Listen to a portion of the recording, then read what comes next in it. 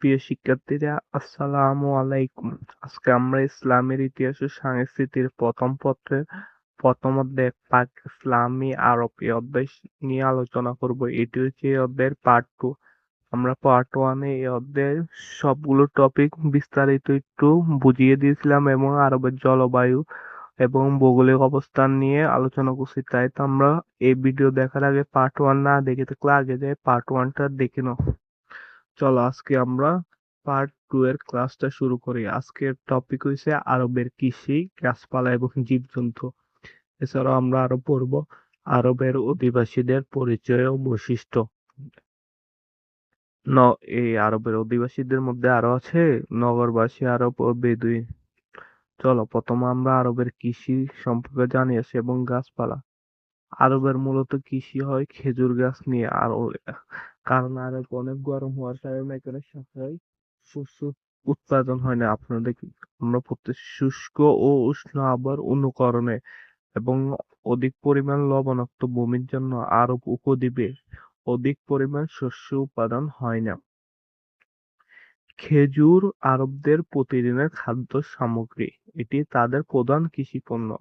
খেজুর খেজুর হচ্ছে আরবদের প্রধান কৃষি প্রধান প্রধান প্রতিদিনের খাদ্য সামগ্রী এবং এটি তাদের প্রধান কৃষি পণ্য। হেজাজ প্রদেশে প্রচুর খেজুর উৎপন্ন হয়। আরো আরো কিছু কিছু জায়গায় খুব অল্প পরিমাণ গম চাষ হয়। এছাড়াও আপেল, কমলা, লেবু, কাগজি লেবু, তরমুজ, কলা উল্লেখযোগ্য আছে, কিন্তু এগুলো পরিমাণের তুলনায় অনেক কম হয়। আসলটা হচ্ছে খেজুর। খেজুরের রস আরবদের একটি শৌখিন পানীয়। গাজানো এটা একটি খেজুরের জাত।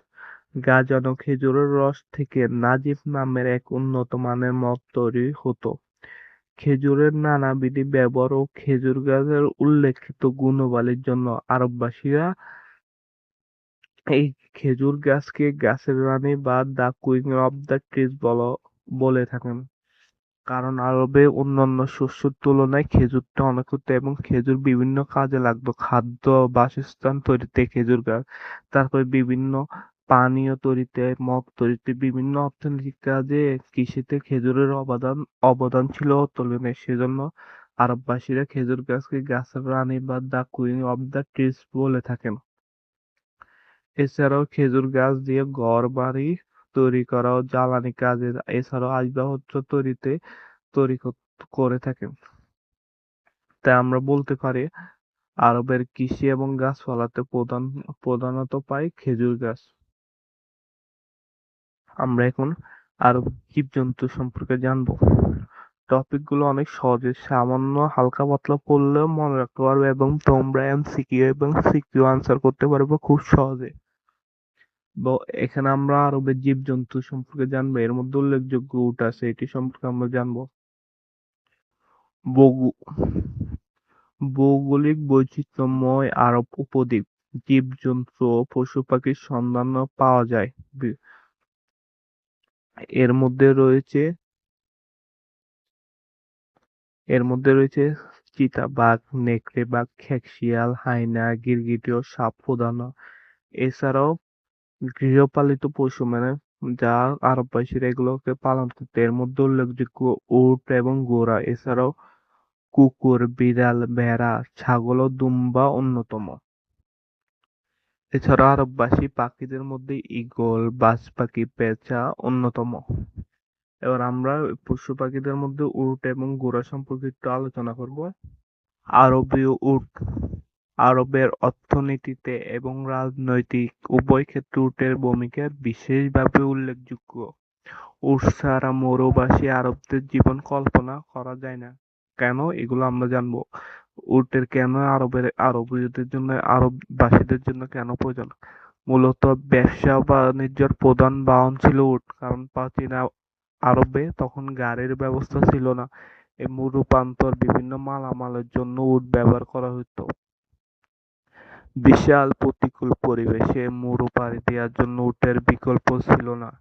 এসব কারণে উটকে মরুভূমির জাহাজ, এই দেখছো, এই বিভিন্ন উটের এসব বিভিন্ন উপকারের জন্য মরুভূমির মানুষেরা উটকে মরুভূমির জাল বা দ্য শিপ অফ ডিস্ট্রিক্ট বলা হয়।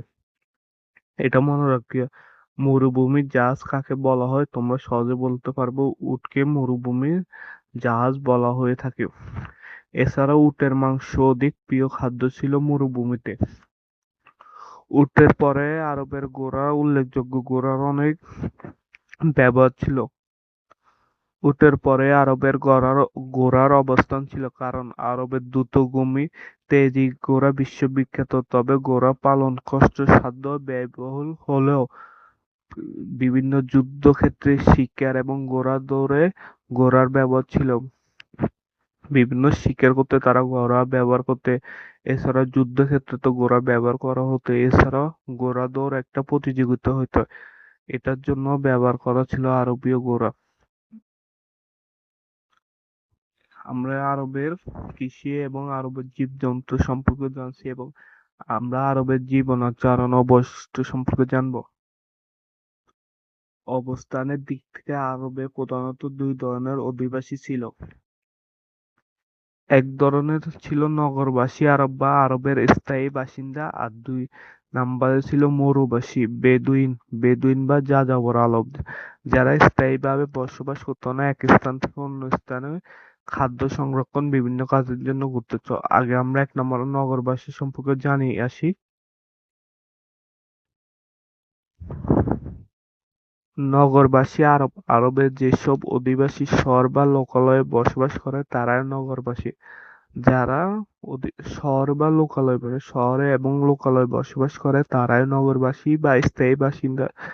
এদের মধ্যে আরবের 100%-এর মধ্যে 20% জনগোষ্ঠী তখন ছিল শহরবাসী।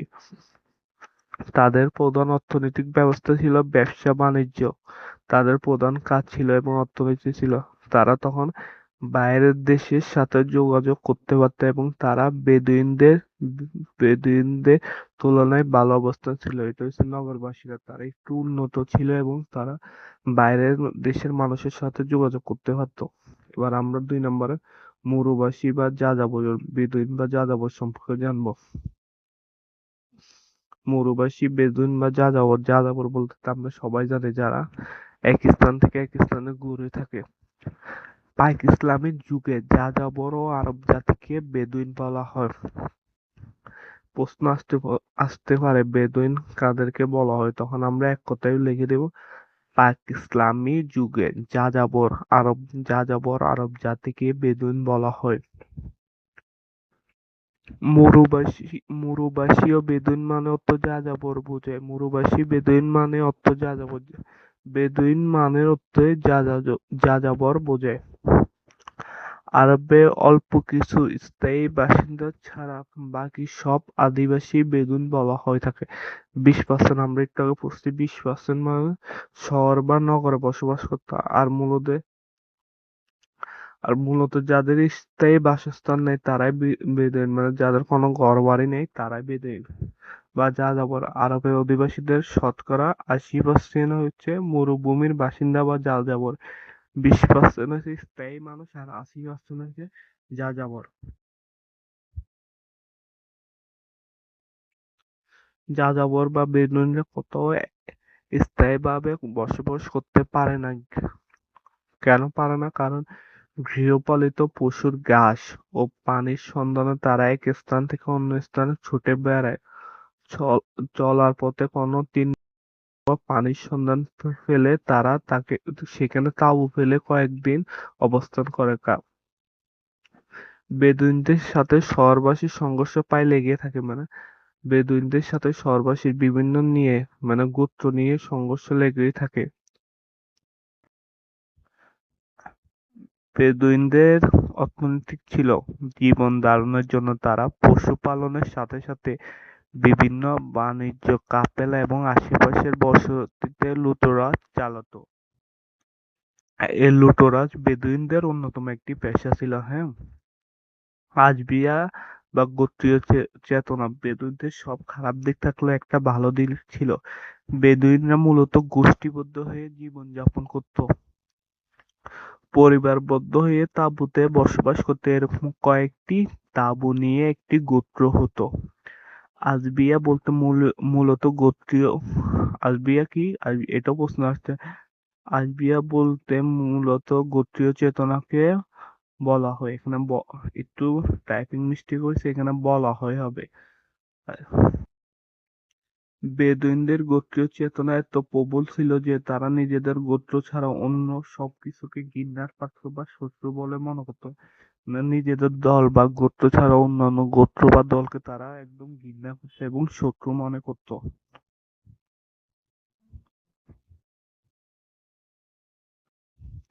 বেদুইনরা জঙ্গলে বিচরণ করে হরিণের মতনে। কিন্তু বেদুইনের একটা ভালো দিক ছিল, যত বড় শত্রু হোক না কেন কোনো বেদুইনের ঘরে কেউ আশ্রয় নিলে আশ্রয়দাতা তাকে খুবই সমাদর করতেন, মানে আদর যত্ন করতেন। আজকের ক্লাসটি একটু বড় হয়ে গেছে এবং অনেকগুলো টপিক আমি জানি না তোমরা বুঝতে পারছো কিনা, অবশ্যই কমেন্টে জানাবে। এবং নেক্সট ভিডিওতে আমরা দেখি মিশরীয় সভ্যতা নিয়ে আলোচনা করব। তারপরে আজকে আপনারা যা পড়ছি তার থেকে 3টি প্রশ্ন রয়েছে। গাছের রানী বলা হয় কাকে এবং বেদুইন কাদেরকে বলা হয় এবং মরুভূমির জাহাজ বলা হয় কাকে? এগুলো তোমরা অবশ্যই কমেন্টে জানাও। আমরা ইসলামের ইতিহাস এবার পার্ট থ্রিতে সভ্যতা সম্পর্কে জানবো এবং মিশরীয় সভ্যতা সম্পর্কে জানবো। এই ছিল আজকের ভিডিওটি কিরকম লাগছে অবশ্যই কমেন্টে জানাবা।